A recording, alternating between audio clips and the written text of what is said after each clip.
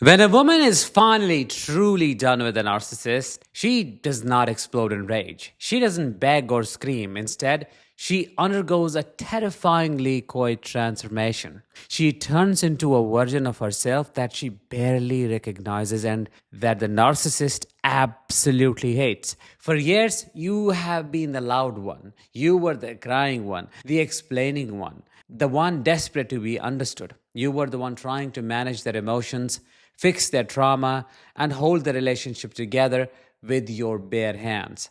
But then something has changed. The trauma bond has dissolved. Your nervous system, out of pure survival instinct, has decided to shut the doors at them. You have become unrecognizable because you have stopped operating out of love and you have started operating out of indifference. And to a narcissist, indifference is worse than death. And even hatred, because hatred somehow is still attention. Indifference is a void. Today, we are going to walk through the anatomy of this shutdown. We are going to look at the behaviors that signal the end, not just of the relationship, but of the control the narcissist had over your soul. I'm Danish, a narcissistic abuse recovery professional. Welcome to my channel. In this episode, we are going to talk about 10 huge things a woman starts doing when she is finally tired of the narcissist. Number one, you respond with silence instead of fighting. This is the most jarring shift for the narcissist.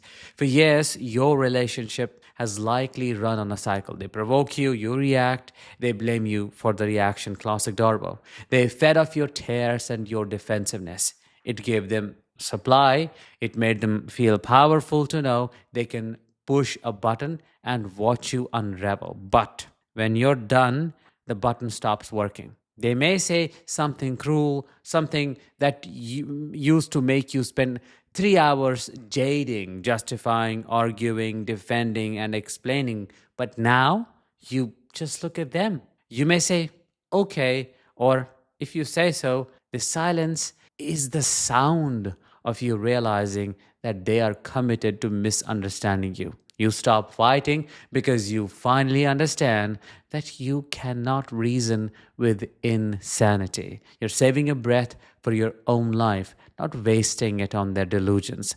To them, this is terrifying because if you're not fighting for the relationship, it means you have already buried it. Number two, you show total indifference to their schedule. Remember the anxiety? The nights you stared at the phone, waiting for a text? The stomach knots, wondering who they were with or if they were cheating again?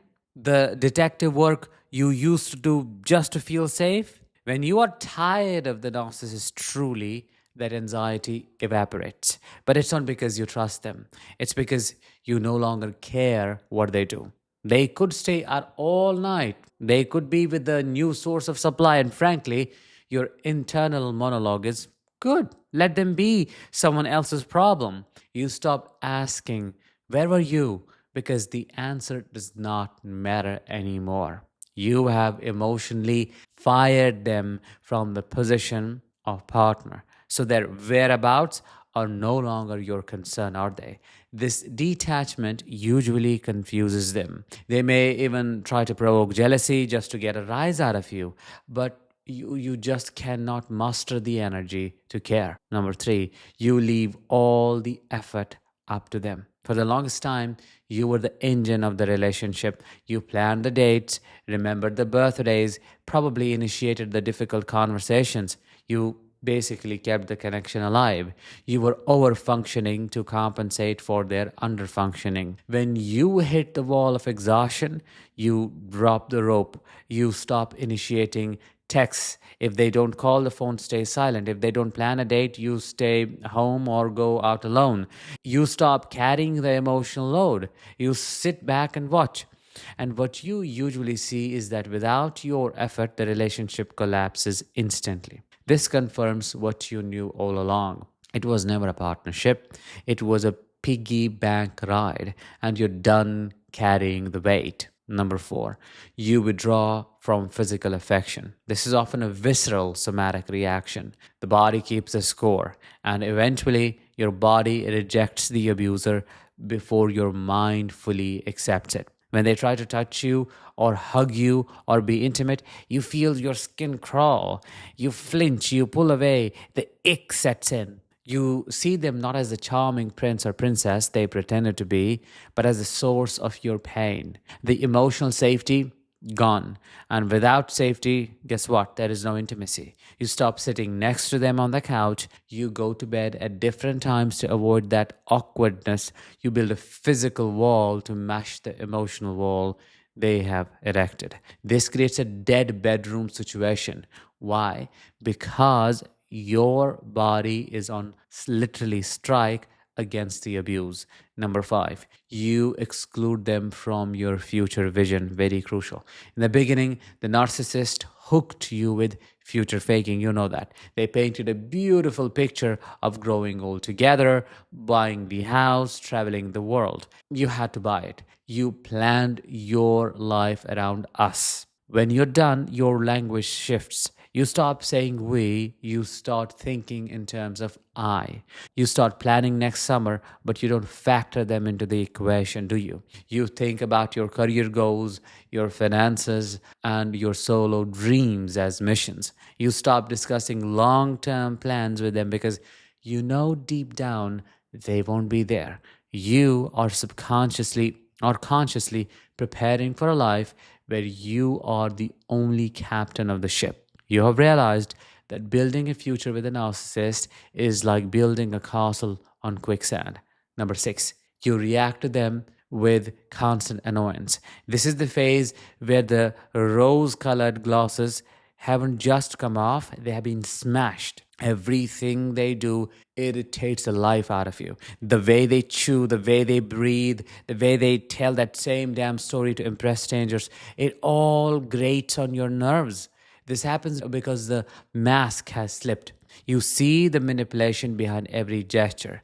When they try to be charming, you see deception. When they try to play the victim, you feel disgust instead of sympathy. You have lost the capacity to give them the benefit of the doubt. You are no longer their audience, you are their critic. This constant low level irritation is a sign that your heart has left the building, even if your body is still in the house. Number seven, you find excuses to be anywhere else but home. Your home, which should be your sanctuary, has become a war zone or a prison. So you start staying away. You pick up extra shifts at work, you join a gym, reconnect with friends you haven't seen in years, you volunteer.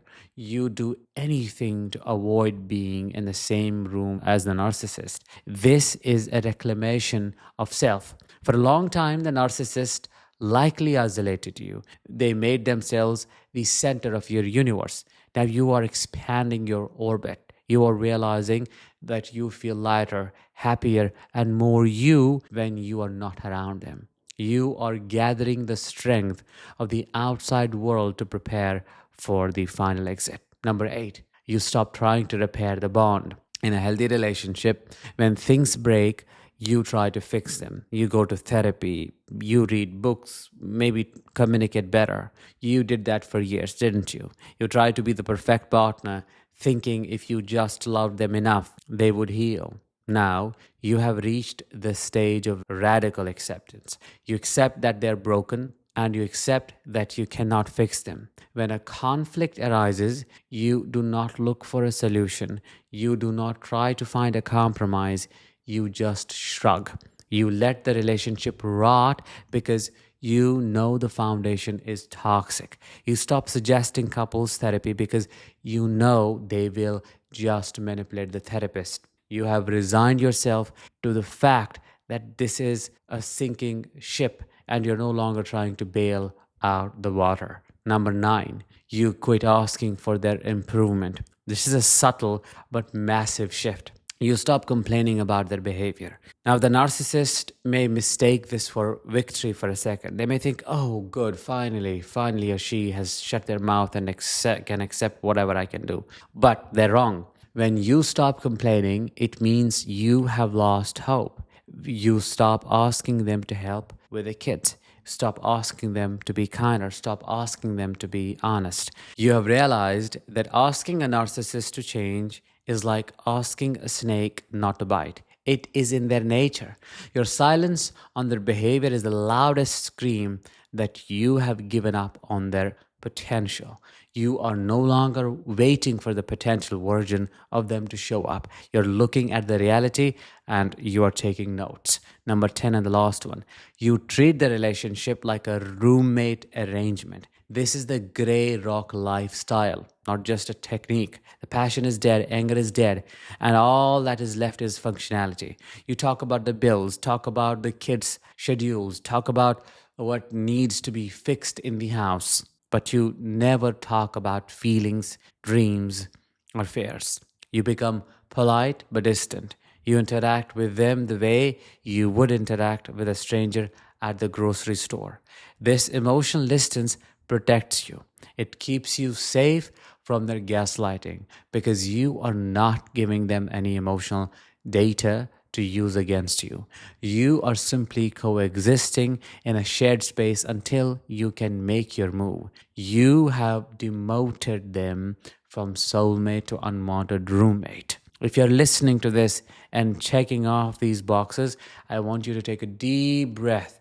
I know how lonely this stage feels. You're grieving the death of the relationship while you're still sleeping next to this person. But I also want you to know that this numbness, this indifference is not a weakness. It is your armor. It's your psyche protecting you from further harm.